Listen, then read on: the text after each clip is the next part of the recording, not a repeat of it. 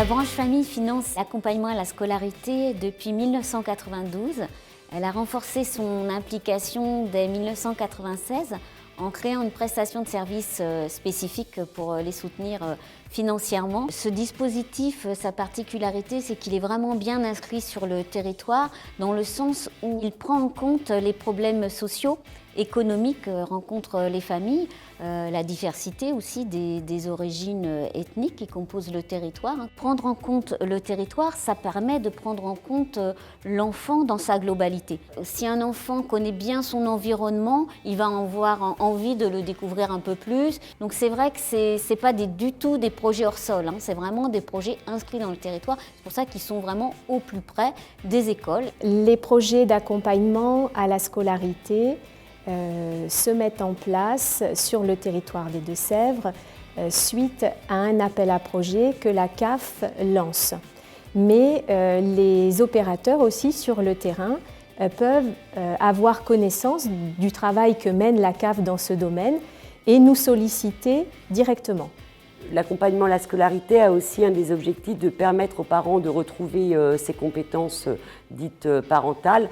Une chose importante, c'est que l'accompagnement à la scolarité, on y entre à un moment donné, mais que l'objectif et le but, c'est d'en sortir et pour que chacun puisse reprendre sa place. L'accompagnement à la scolarité ne commence qu'après les vacances de Toussaint. Le temps est donc laissé aux enseignants pour proposer aux familles cette aide. Les activités culturelles sont très importantes dans ce dispositif parce qu'elles nous permettent de faire découvrir aux enfants de nombreuses choses. Avec le théâtre, on travaille sur leur façon de parler, leur articulation, d'apprendre à parler en public. Le principal, c'est qu'ils prennent confiance en eux, qu'ils voient aussi certaines règles de base, comme tout simplement se dire bonjour, se respecter les uns les autres. Ils ont appris à découvrir le monde un peu qui les entoure. Et c'est grâce à toutes ces activités culturelles qu'on peut le faire. C'est l'ouverture à la culture qui permet aussi aux parents de voir un autre visage de leurs enfants et de les mettre davantage en avant. Pour l'accompagnement à la scolarité, nous avons tous les ans un projet. Cette année, notre projet sur Rousseau, c'est les métiers anciens et les jeux anciens. Ça a été une demande des parents parce que les enfants utilisent beaucoup l'ordinateur, les jeux vidéo. Donc, ils nous ont demandé de les faire jouer différemment. C'est très intéressant que les parents accompagnent les enfants. Ça permet aux enfants et aux parents d'avoir des échanges différents. Chez nous, nous sommes à l'accompagnement à la scolarité que des bénévoles. On ne remplace ni l'école ni les parents. Donc nous, on apporte autre chose et c'est notre bénévolat qui fait ça.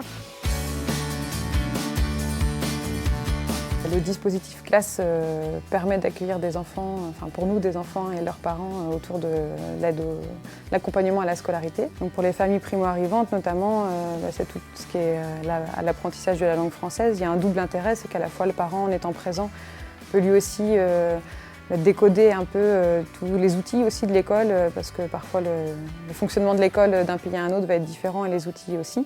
Et en même temps, ça permet aussi aux parents d'avoir un espace où eux-mêmes peuvent apprendre des nouveaux mots de vocabulaire, partager aussi l'apprentissage du français avec l'enfant. Le dispositif, il permet aussi parfois de mettre un peu plus de lien entre l'école et le parent. Donc sur Bressuire, on travaille avec 3 écoles. Tout le partenariat après va résider à entretenir aussi ce lien-là. Les familles ont besoin d'accompagnement. Ce sont des familles souvent qui ont un lien avec l'école très très éloigné ou qui ont même du coup une expérience difficile. Le CSC peut parfois être médiateur en fait, entre l'école et puis les familles. La présence des familles et des parents, moi j'ai trouvé ça vraiment plus intéressant. On sait très bien que les enfants trouvent plus d'intérêt au scolaire quand les parents sont impliqués.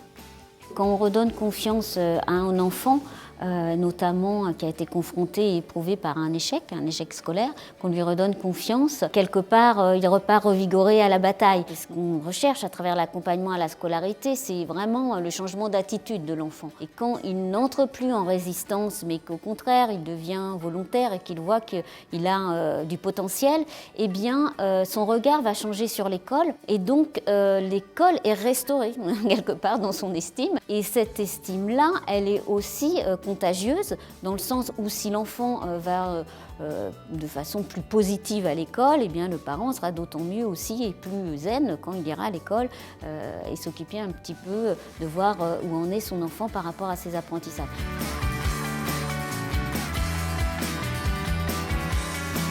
Moi, ça m'est venu quand j'ai fait les marchés, parce que j'ai vu que les gamins étaient vachement intéressés, quoi. Fallait quand même occuper les enfants parce qu'il faut leur faire quelque chose. C'est rapport avec la laine, puisque c'était sur les vieux métiers au départ. Et donc l'autre fois, on avait fait le filage quand je suis allée à Husso. Donc là, c'était découverte des moutons et de ce qui suivait. Les gamins, effectivement, ils sont tous surpris que, effectivement, d'un morceau de toison, on fasse un fil. C'est vachement enrichissant de transmettre, de faire du bénévolat. Les gamins, quand ils étaient venus l'autre fois après Husso, chez eux, ils ont refait ce qu'on avait fait. On avait fait une étoile de laine. Chez eux, ils ont tous refait une étoile de laine. Vu que les activités sur Husso, il n'y en a pas beaucoup, ça leur permettait d'avoir des activités, des sorties, de découvrir des choses. Des sorties comme ça, c'est vrai qu'effectivement, on n'en ferait pas en temps normal, que là, du coup, ça nous permet de partager des choses enrichissantes avec nos enfants, quoi. Comme ça, après à la maison, il peut y avoir un échange plus constructif, quoi. On a eu un morceau de laine, on l'a recouvré avec du savon et de l'eau, on l'a aplati, après on est allé le rincer et on l'a mis à sécher. En fait, c'était des tubes où il y avait des colorants et il fallait mettre dessus la laine. Je suis contente, très contente. Méga contente. J'aimerais bien aller encore chez Mamie Jojo. Nous, on a produit des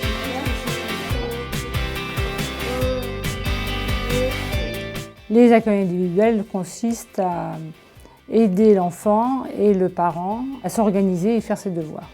Les difficultés des parents, ce serait peut-être qu'on les oblige à venir accompagner l'enfant, pour qu'ils apprennent à aider l'enfant à s'en sortir. Ici, on accueille des familles étrangères. Le parent ne lit et ne parle pas forcément le français. Donc on est là pour l'aider à comprendre ce que l'enfant a à faire.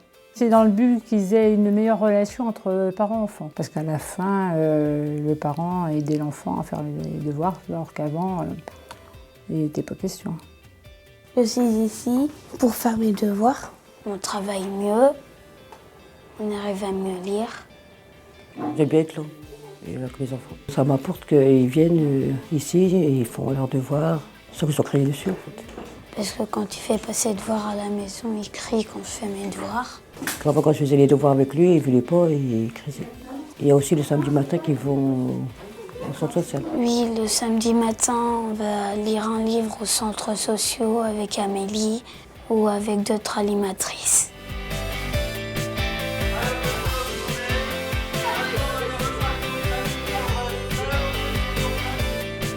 Sur cet atelier de théâtre, on est plutôt sur du jeu d'expression. Ce que je leur apporte, c'est des exercices qui vont pouvoir leur donner confiance, qui vont pouvoir permettre à ce qu'ils écoutent plus facilement. Ça crée de la complicité entre moi et les enfants. Je ne suis pas là pour leur faire leurs devoirs, donc ils ont une autre vision de mon intervention. Donc quand les parents arrivent, par exemple, on est sur un temps de relaxation pour terminer la séance. Donc les parents voient qu'ils sont capables de rester calmes et posés sans qu'on crie. Donc ils voient leur enfant d'une autre image, sous un autre œil. J'aime bien jouer avec les autres. On fait des sorties, on fait du théâtre, on fait de la cuisine. Ma fille découvre sa personnalité, elle prend de l'assurance sur certains trucs, ça la rend un peu plus enclin à aller vers les autres personnes. Ça lui apporte pas mal de choses. Apprendre à s'entraider, vivre avec les autres.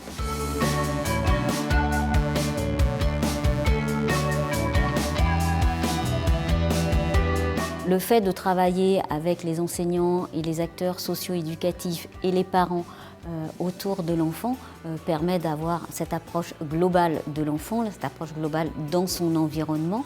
Tu découvres plein de choses, tu apprends plein de choses. C'est intéressant. Elles ont été là pour moi et aussi pour mon fils. Comme j'en suis contente, on y reste. J'aime bien que maman soit là pour m'accompagner. Oui, je suis contente d'avoir l'aide de devoir. Moi, c'est ce qui me permet aujourd'hui, encore aujourd'hui, d'avancer, quoi.